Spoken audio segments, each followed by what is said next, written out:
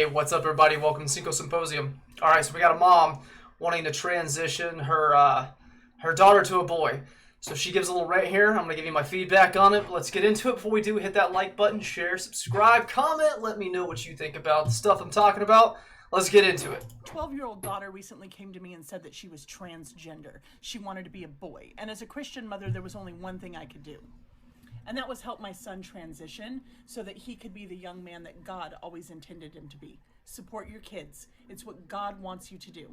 Love you, babies.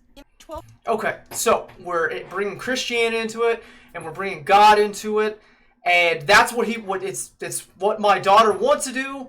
So that means it's God's. I guess you say it's God's plan. That's what God's going to do. So we're going to get in a little bit of philosophy because I'm a Christian. I believe in God. Here's the first thing.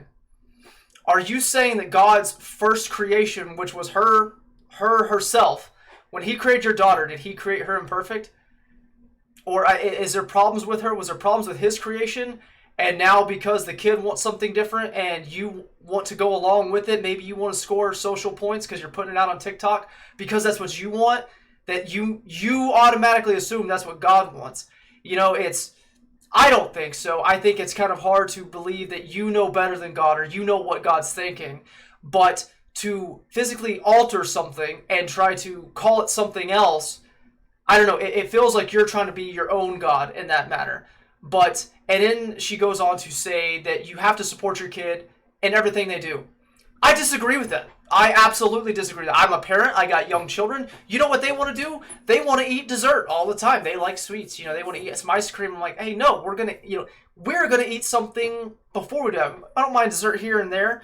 But, like, you know what we're going to do first? We're going to eat some chicken. We're going to eat some vegetables. We're going to eat some stuff that's actually going to have some nutritional value to you and not be a detriment to your body. Same thing, like, as my kids get older. If my daughters came to me and said, you know what, Dad, I just want to do some heroin. You know, I just want to do some heroin. That's what I feel like. I'm like, well, yeah, that's what God wants.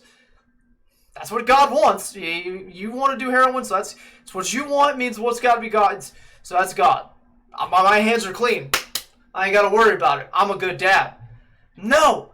A huge part of parenting is looking at all the things that could potentially harm your children and going like, all right, we're going to move away from this. I mean, as a parent, you do let your children, slide up against the guardrails of failure because you got to let them experience some things and learn themselves and stuff, but you don't let them go over the cliff and completely eradicate, themselves or possibilities in their life. And she's now taking her daughter and she's going to start transitioning them at 12 years old. She's going to start putting her on puberty blockers. She's going to start putting them on Lupron, or her on Lupron, which is going to castrate that child. She's going to make that kid sterile. That kid as she goes more on hormones, she's going to have vaginal atrophy, where her vagina basically starts just decaying and shrinking up inside of itself and getting infected. That's stuff that happens to girls. And then her voice is going to drop. And then she's going to start developing male pattern baldness when she's in her mid-20s. And then she's going to be unhappy because she realizes that she doesn't have a working penis, and she never will. And then she's going to have a higher suicide rate because all this stuff that has been told for the past decades is all a lie. And her mom helped push it on her when she was 12. Jesus Christ. These people are insane. And they're throwing their kids on the sacrificial altar of wokeness. It's absolutely disgusting. That poor freaking child. And she doesn't know any better. She's 12. You're an idiot. Like, I haven't reached a point in my life where I look back 5 years prior to that and I think, man, I was an idiot. I look back when I was 27 and I go, man, I was kind of an idiot then. Like, you constantly are progressing, but I guarantee you, me being at the ages between 12 and 20 especially, through those years, I was not a smart person. I hadn't experienced a lot, I didn't know a lot, and thank God I had loving parents that tried teaching me the right things and tried pushing me, down a pathway that wasn't going to lead to devastation. This is a pathway to devastation. This is a pathway to being a medical patient for your entire life. Endless surgeries, endless therapy, suicidal thoughts. Oh my God, this is a bad parent.